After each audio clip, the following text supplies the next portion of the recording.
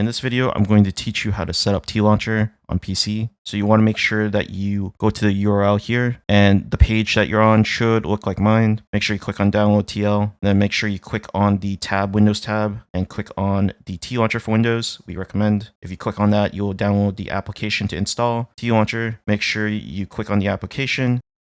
You should be prompted to allow the app to open. Just click on yes. So you should see a window like this. Make sure you click on continue, accept the terms and license agreement. Make sure you check this off if you don't want Opera GX. So I don't want it. So I'm going to check that box off, click continue. And I'm going to click on continue here. And then once you get to this page, you should see a fourth option. I already have Java installed, so I don't need to install Java. But if you don't have Java, it'll provide another section here where you need to check the box.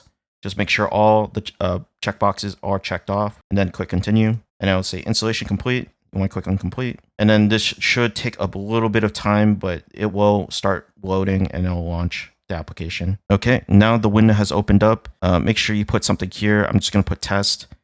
Pick the version that you want and then click on the install here, which will take a bit of time, as you can see. But once it's finished, that's pretty much all you need to do. Thanks for watching. Like and subscribe.